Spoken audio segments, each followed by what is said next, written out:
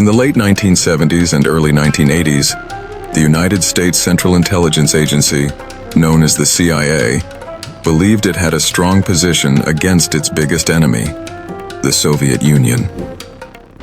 The Cold War was still active.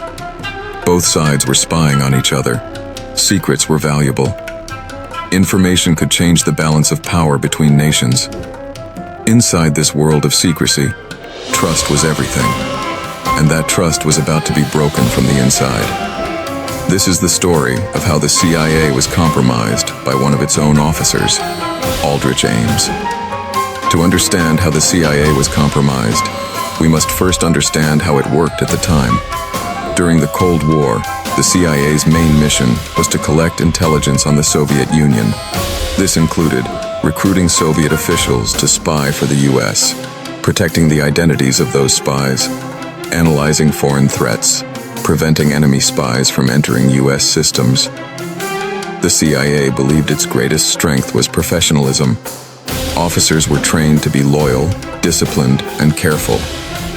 Many believed that traitors were rare, especially among experienced employees. This belief created a dangerous blind spot. Aldrich Ames joined the CIA in 1962. His father also worked for the agency, so intelligence work felt normal to him. Ames was not a genius. He was not especially charismatic, but he knew how the system worked. Over time, Ames gained access to extremely sensitive information. He worked in counterintelligence, which meant his job was to identify foreign spies and protect American secrets.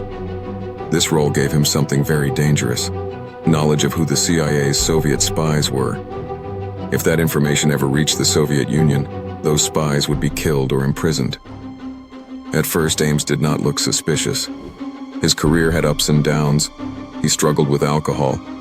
He had poor performance reviews at times, but none of this was seen as a major security risk. That was mistake number one. Inside the CIA, trust was assumed. If you passed background checks and security clearances, you were considered safe.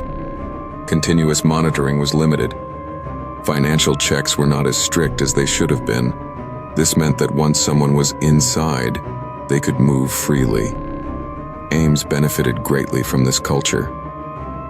He knew which files were most valuable. He knew how information was stored. He knew how internal investigations worked. And most importantly, he knew how little people suspected insiders. Aldrich Ames had serious financial problems. He lived beyond his means. He drank heavily. He was divorced and then remarried to a woman who expected a wealthy lifestyle. His salary could not support this. Instead of adjusting his life, Ames made a different choice. In 1985, he walked into the Soviet embassy in Washington, D.C. He offered something priceless: the names of CIA sources inside the Soviet Union. This was not a slow decision. It was deliberate. Ames knew exactly what he was doing. When Ames began spying for the Soviet KGB, the CIA did not know. At first, no alarms were triggered. Why? Because the CIA did not expect betrayal from someone like him. Ames passed polygraph tests. He continued to show up to work. He acted normal. Meanwhile, Soviet agents began arresting and executing American spies. One by one, CIA assets inside the USSR went silent. The CIA noticed something was wrong, but they did not know why. By the late 1980s, the CIA had lost nearly all of its human intelligence sources in the Soviet Union. This should have caused panic. Instead, the agency searched for explanations that did not involve an insider. They blamed bad communication, Soviet surveillance improvements, technical leaks, random bad luck. They did not seriously consider that a senior CIA officer was selling secrets. This was mistake number two. Ames worked in counterintelligence. This meant he was often involved in investigations into leaks. That gave him two advantages. He could see what the CIA knew. He could adjust his behavior to avoid suspicion. If the CIA suspected a leak, Ames would often know before others. This allowed him to stay one step ahead. After he began spying, Ames's lifestyle changed dramatically. He paid off large debts in cash. He bought an expensive house. He drove luxury cars. He spent freely. His salary did not match his spending. At the time, the CIA did not regularly review employee finances. No one forced him to explain where the money came from. This was mistake number 3, and one of the most serious. Later investigations showed that Ames received millions of dollars from the Soviets. That money flowed openly into his life, without serious questioning. The CIA had systems designed to stop foreign spies, but it had fewer systems designed to stop insiders. Security focused on external threats, not internal betrayal. Some officers noticed Ames's lifestyle. Some coworkers felt uneasy, but concerns were dismissed or ignored. The idea that one of us could cause so much damage felt impossible. That belief protected Ames. The Soviet intelligence service acted quickly on the information Ames provided. They arrested CIA informants. They shut down American networks. They fed false information back to the US. From the Soviet point of view, Ames was a perfect asset. He was reliable, he had access. He was motivated by money, not ideology, meaning he was unlikely to stop. For years, the CIA was effectively blind inside the Soviet Union. The harm was not just strategic. People died. Men and women who trusted the United States were arrested, tortured, or executed. Families were destroyed. This was not abstract damage. It was human, and all of it came from a failure to detect one man inside the system. Looking back, the signs seem clear, so why were they missed? Overconfidence in internal loyalty, fear of accusing the wrong person, poor coordination between departments, weak financial oversight. The CIA was excellent at analyzing foreign threats, but poor at questioning itself. That weakness allowed Ames to operate for nearly a decade. Eventually, the losses became impossible to ignore. Too many agents were compromised. Too many operations failed. Slowly, attention turned inward. The CIA began to accept a painful truth. The enemy might already be inside. This realization marked the end of the illusion of safety, but the beginning of a difficult hunt. After the CIA slowly accepted the truth that it might have been betrayed from the inside, a new phase began. This phase was dangerous, tense, and filled with fear. The agency was no longer only fighting a foreign enemy, it was now hunting a traitor within its own walls. But the problem was simple and terrifying at the same time. The traitor already knew how the CIA hunted traitors. That traitor was Aldrich Ames. By the late 1980s, the CIA had lost nearly every important human source inside the Soviet Union. These were not random failures. These were deep, well-protected spies who had been safe for years. When they suddenly disappeared, were arrested, or stopped communicating, something felt very wrong. At first, CIA leaders blamed technology failures or improved Soviet surveillance. But eventually, logic forced them to look inward. Someone inside the agency had access to names, locations, and methods. Someone was leaking, but knowing that someone existed was very different from knowing who it was. The CIA had hundreds of officers with access to Soviet operations. Many of them had traveled abroad. Many of them had financial stress. Many of them had personal issues. This made the suspect list large and messy. Worse, accusing a CIA officer was serious. Careers could be destroyed. Trust could be broken forever. Leaders feared accusing the wrong person. So investigations moved slowly, very slowly. This delay worked perfectly for Ames. Ames was not hiding in fear, he was hiding with confidence. Why? Because he understood how CIA investigations worked. He knew what kind of behavior raised suspicion, how polygraph tests were designed, how long internal reviews usually took, what evidence was required before action. He had worked counterintelligence. He had helped investigate others. Now, he used that knowledge to protect himself. One of the most shocking parts of the Ames case is how normal he looked. He did not flee. He did not change jobs. He did not isolate himself. He continued working at the CIA, often on sensitive issues. He attended meetings. He wrote reports. He passed security reviews. To coworkers, he was boring, sometimes sloppy, sometimes arrogant, but not dangerous. This normality was his shield. The CIA trusted polygraph tests deeply. Ames passed them, more than once.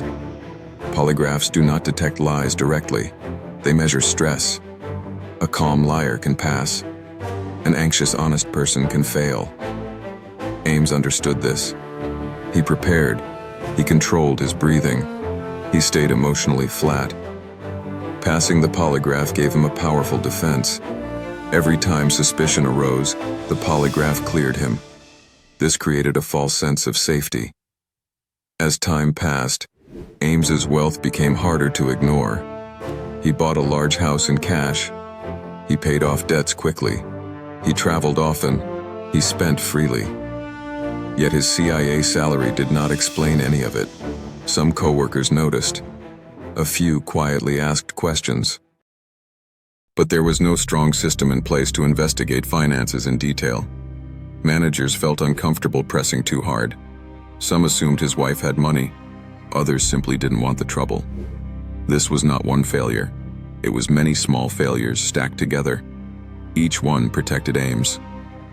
Eventually, the CIA formed internal task forces to search for the mole. But even these teams faced problems. They lacked clear authority, strong coordination, modern data tools. Different departments guarded their own information. Some investigators did not fully trust others. Ironically, secrecy inside the CIA slowed the investigation. And Ames, sitting inside the system, could sense the pressure rising. As suspicion grew inside the agency, Ames became more careful. He reduced risky communications. He limited meetings with foreign handlers. He avoided unnecessary attention. But he did not stop spying. Instead, he became smarter. He passed information less often, but more selectively. He focused on protecting himself rather than maximizing damage. This made him harder to catch. For years, the CIA suspected others. Some innocent officers were watched closely. Some were questioned repeatedly. Some careers were quietly ruined. This distracted investigators and delayed progress.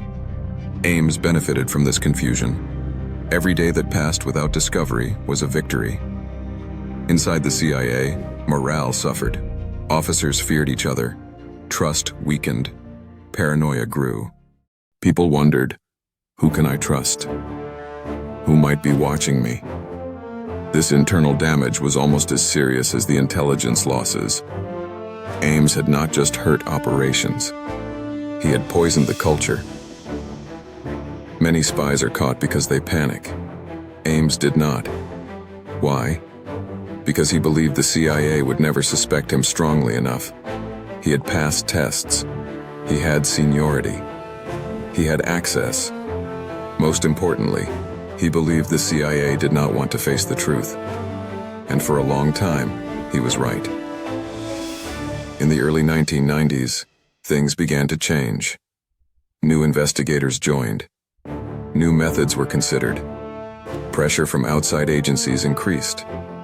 The FBI became more involved. Financial analysis improved. Patterns were re-examined. Slowly, very slowly, the focus narrowed. And Ames's name began to surface more often. No single clue exposed Ames. It was many small ones. His access matched the losses. His finances made no sense. His travel history raised questions. His behavior under review felt rehearsed. Each clue alone was weak. Together they formed a picture. For the first time, the CIA seriously considered the possibility that Ames was the traitor. Ames was not blind. He noticed changes. He sensed when meetings felt different.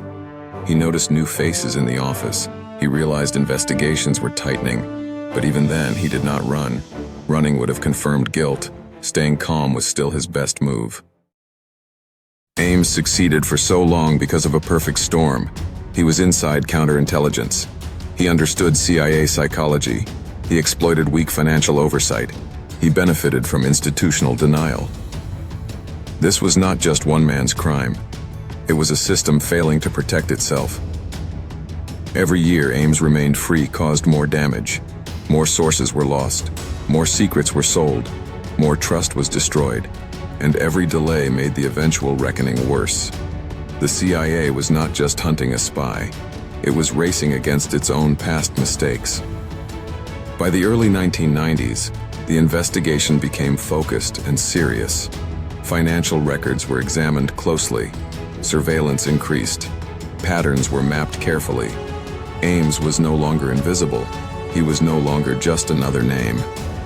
The CIA and FBI were closing in, but the final move, the moment when the hunter finally caught the hunted, was still ahead. By the early 1990s, the CIA and the FBI were no longer guessing. They were no longer lost. They were closing in. The long nightmare caused by one man, Aldrich Ames, was finally coming to an end. But even now, the CIA faced a dangerous problem. If they moved too fast, they could scare him away. If they moved too slow, he could continue to sell secrets. They had to be careful, precise, silent. This was the final stage of the hunt. This time, the investigation was different. Instead of focusing only on behavior and access, investigators focused on money. They asked a simple question: how does a CIA officer afford this lifestyle? They gathered bank records, credit card histories, property documents, travel expenses. What they found was shocking. Ames had received hundreds of thousands of dollars, then millions, far beyond anything his salary could explain. And it wasn't hidden well. The money trail was real, solid, traceable. For the first time, investigators had something strong. The FBI played a critical role in the final phase. Unlike the CIA, the FBI specialized in criminal investigations inside the United States. They were trained to build cases that could stand up in court. They were less worried about internal embarrassment. They cared about evidence. And the evidence against Ames was growing fast. Once Ames became the top suspect, surveillance began quietly. Agents watched him, at home, at work, during travel. They tracked his phone calls, his movements, his meetings. They did not confront him, they did not warn him. They waited. The goal was not just to catch him, but to prove everything. Waiting was risky. Every day Ames remained free, he could still pass secrets. But investigators believed he was slowing down. They believed he sensed danger. They decided it was safer to watch and gather proof than to rush. This decision was debated heavily inside the government. But in the end, patience won. The final proof came from a combination of financial records showing unexplained deposits, travel linked to suspicious meetings, classified access matching intelligence losses. Piece by piece, the case became undeniable. There was no longer doubt. The CIA had been betrayed from the inside for nearly a decade, and now the traitor was surrounded. On February 21st, 1994, Aldrich Ames was arrested. He was not arrested at work. He was not arrested publicly. He was arrested quietly, outside his home, by the FBI. There was no dramatic chase, no last speech, just handcuffs. The moment he was arrested, the damage he had caused finally stopped. News of the arrest spread quickly inside the intelligence community. Many officers felt anger, shame, disbelief. Some had worked with him for years. Some had trusted him completely. The idea that he had fooled everyone for so long was hard to accept. For the CIA, this was not just a criminal case. It was an identity crisis. After his arrest, Ames did something unexpected. He confessed. He admitted to spying. He admitted to selling names. He admitted to taking money. He did not express deep regret. He explained his actions as practical decisions. This made his betrayal feel even colder. Ames avoided a long public trial. In 1994, he pleaded guilty. In exchange, prosecutors did not seek the death penalty. He was sentenced to life in prison without parole. His wife, who helped hide money, also went to prison. For the government, the goal was not revenge, it was closure. After the case closed, officials tried to understand the full damage. What they found was devastating. Dozens of intelligence sources were compromised. Some were imprisoned for life. Some were executed. Entire intelligence networks collapsed. The exact number may never be known. Some damage could not be repaired. Behind every lost source was a human being, someone who trusted the United States, someone who risked everything, someone who paid the price for one man's greed. Families were destroyed. Lives were erased. This was the true cost of betrayal. The CIA could not move on without asking hard questions. How did this happen?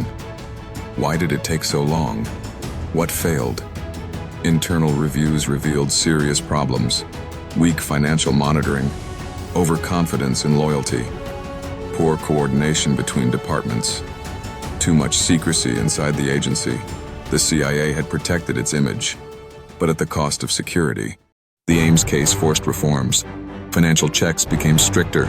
Insider threat programs were expanded. Information sharing improved.